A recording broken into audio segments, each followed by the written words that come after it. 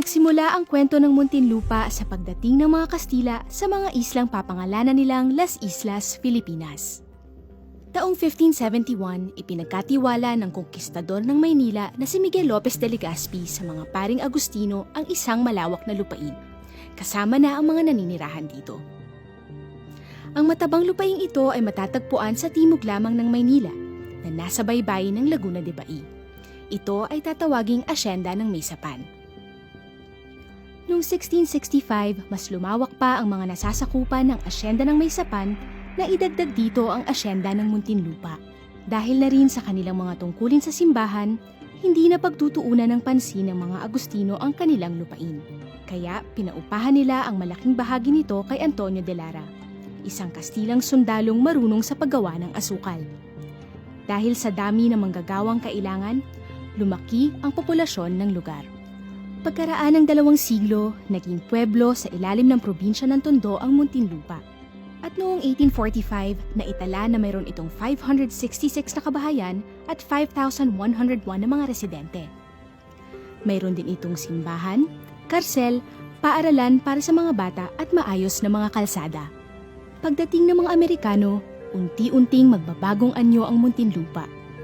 Mula sa isang liblib at maliit na pueblo, magiging isa ito sa mahahalagang sentro ng mga programa ng pamahalaang Amerikano.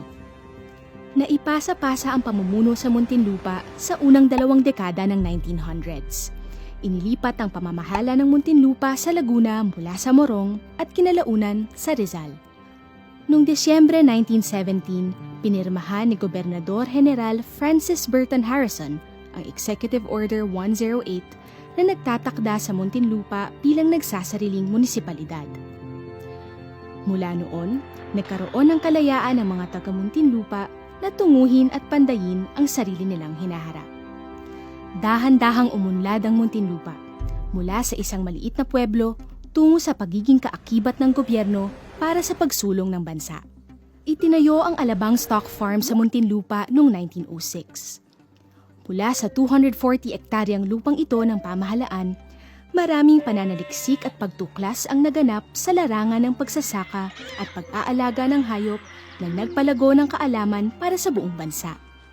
Sinundan ito ng pagtatayo ng Alabang Serum Vaccine Laboratory noong 1919. Dito, maraming gamot at bakuna ang natuklasan laban sa mga malulubhang sakit ng hayop at tao na sadyang nakaapekto sa ekonomiya ng bansa. Umabot ang bisa at pakinabang ng mga bakunang ito hanggang sa malalayong dako ng ating bansa. Noong 1941, inilipat sa mas malawak na Muntinlupa ang sumisikip ng Manila Bilibid Prison na naging halimbawa ng isang makabagong bilangguan.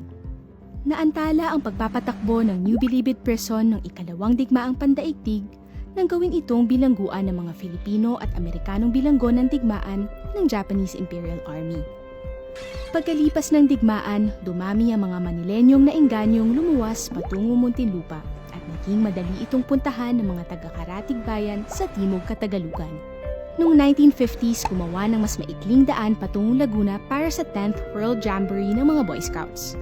Ang daang ito ay naging simula ng South Superhighway na mas kilala ngayon bilang South Luzon Expressway o SLEX. Maraming mga pabrika ang itinayo at nagbukas sa munisipalidad ng Muntinlupa noong panahong iyon, tulad ng Ford Motors, Pepsi, Firestone Tire and Rubber Company at Nestle na nagbukas din ng maraming oportunidad sa trabaho at naghikayat ng marami pang residente na lumipat dito. Noong 1968, ipinatayo ng Meralco ang Sucat Thermal Power Plant upang punan ang lumalaking pangangailangan sa kuryente. Di naglaon, dumami na rin ang mga umusbong na mga business centers tulad ng Madrigal Business Park at mga subdivision tulad ng Ayala Alabang. Noong 1975, pinagtibay ang papel ng Muntinlupa sa ekonomiya ng kabisera ng bansa nang isama ito sa mga munisipyong bahagi ng Kalakhang, Maynila. At noong 1988, sa bisa ng Proclamation 351, itinakda ang 19 ng Desyembre bilang Araw ng Muntinlupa. Naging ganap na ang urbanisadong lungsod ng Muntinlupa makalipas ng 7 taon. Higit 100 taong natutong tumayo ang Muntinlupa sa sarili nitong paa. Tahimik na binago ng mga taga rito ang kanilang munisipalidad mula sa isang maliit na pueblo tungo sa isang ganap na urbanisadong lungsod. Ngayon, itinuturing na sentro ng ekonomiya, edukasyon at maging ng libangan ng Muntinlupa. Hindi lang ng mga taga Metro Manila, kundi ng mga taga-kalapit nitong probinsya tulad ng Laguna, Batangas, Cavite at Quezon. Ano ang bukas na kinakaharap ng Muntinlupa sa susunod na daang taon? Dapat tayong magtulungan upang makamit natin ang mas maganda pang kinabukasan.